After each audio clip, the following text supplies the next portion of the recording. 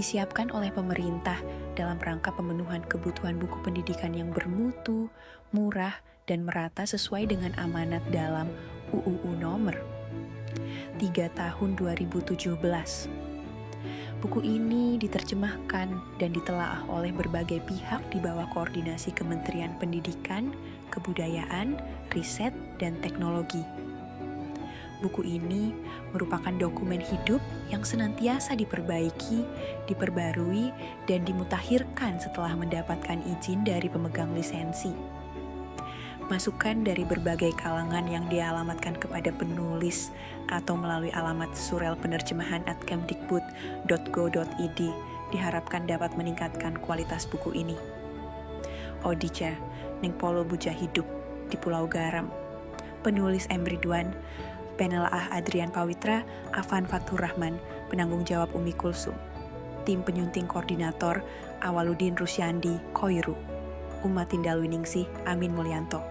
Ilustrasi and Desain Sampul Rizky, Dewi Erviana Tata.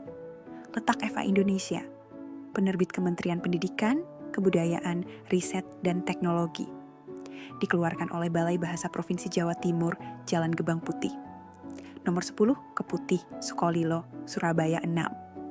0 117 telepon 31 59 25 972.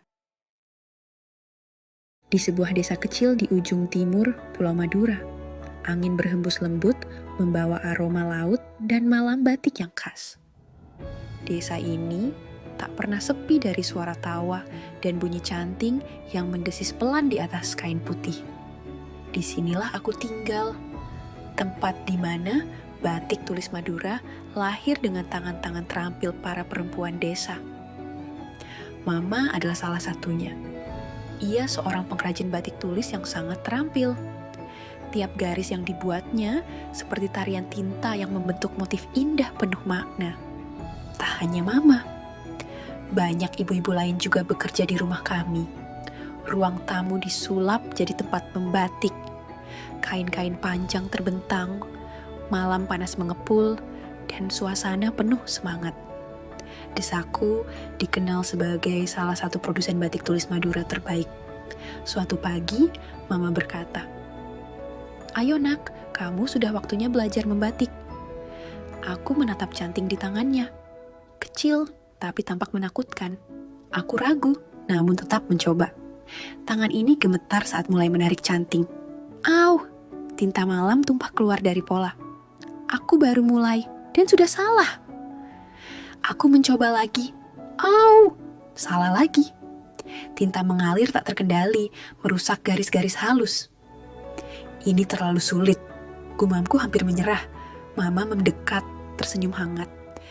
Tidak apa-apa, membatik itu butuh kesabaran dan ketelitian, katanya lembut.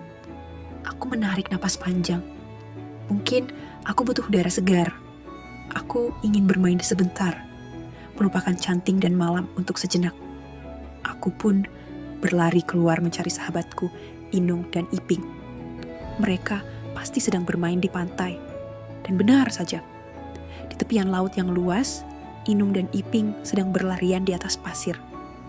Aku ikut menyusul. Udara sangat panas, tapi angin laut membuat semuanya terasa menyenangkan.